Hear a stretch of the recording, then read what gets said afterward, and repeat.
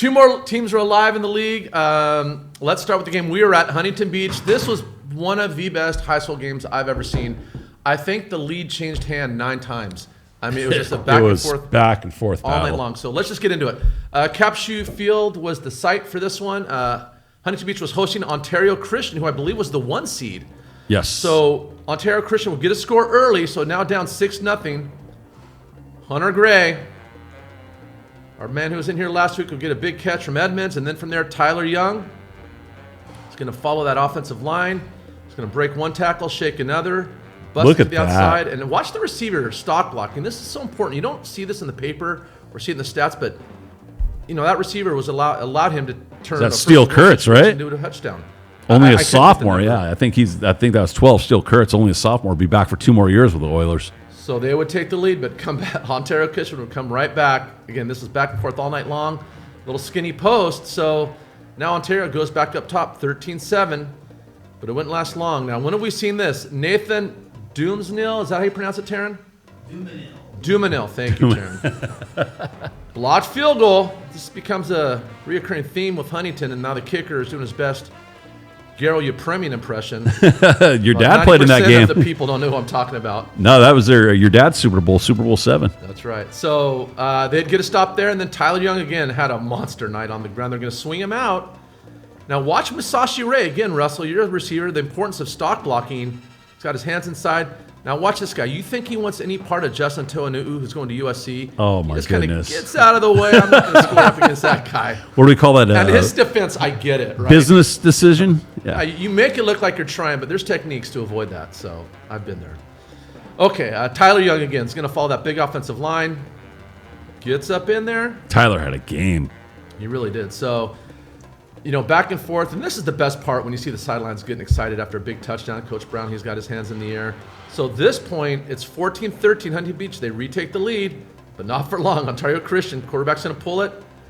Gets up in there. And so now that Ontario Christian team was impressive. That was a great team. Yeah, halftime score. So coming out in the second half, defense finally starts stepping up. I don't think they'd punted up until this point. Colonel Solo and Trent Clark coming off the edge. Going to stuff the back in the backfield. Going to force Ontario Christian to punt the ball. So now trailing Hunter Gray, who, if I'm not mistaken, on this play sets the all-time single-season record. There it is. From a freshman quarterback. All-time receiving record at Huntington Beach, a school that had Hall of Famer Tony Gonzalez play there and been around since 1906. Yeah, that's pretty impressive. So 2019, HB goes back on top by a point. That's right. And the record was set in 14 games. He did it in 12. Yeah. Thank you, Taryn. Okay.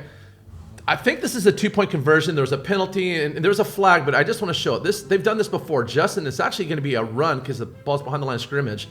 Oh, wow. Now watch Dan Ferguson come back. They call this a crackback. Boom. Good night now. Look at this guy. They call it a crackback. I think this is the same corner. Yeah.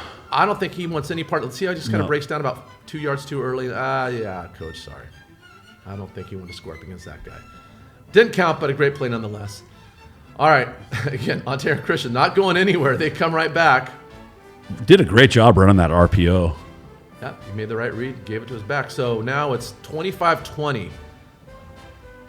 And now watch Tyler Young. He's going to follow his right guard, his right tackle. Just get up in there, remove those defenders.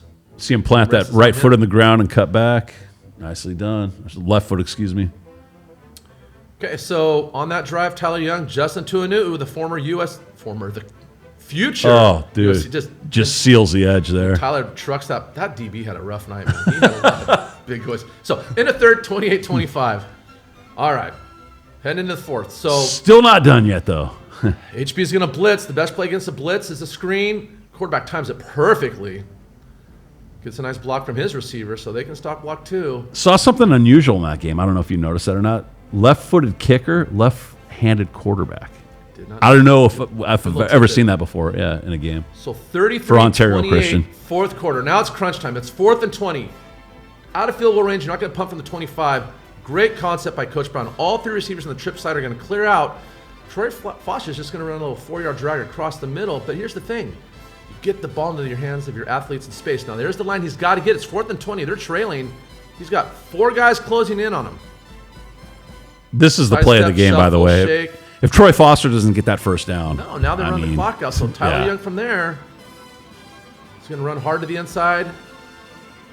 And now a game in which they're trailing the front. Look at this. This is the best part again, the fans. So now Huntington Beach takes the lead. It's 36-33, fourth quarter. About a minute left. Ontario Christian's out of timeouts. They got to throw the ball. Actually, they had one. All right. Thank you, Taryn. They had one. That's right. And we'll talk about that in a minute. Noah, you want to pronounce that, Taryn? Javert. I wonder if he's French.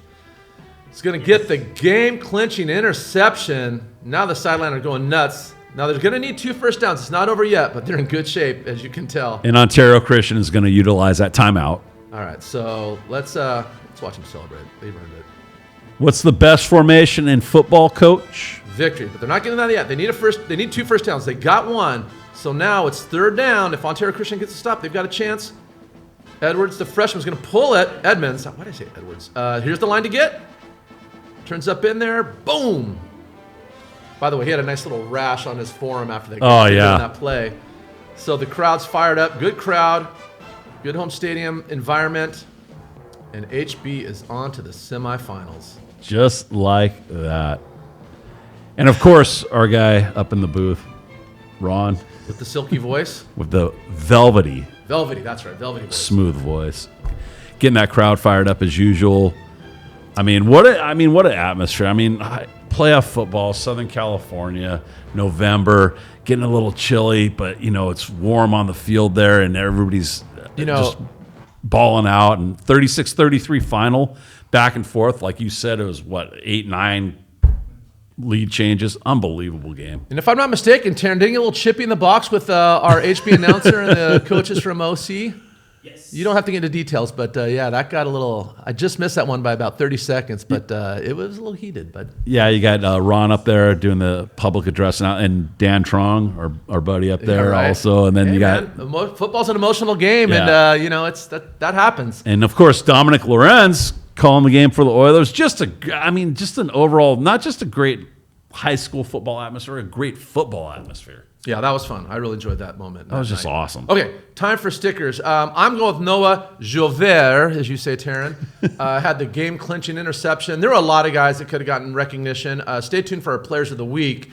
A couple of them are obvious, but who's your sticker? I got to go Troy Foster. Troy's had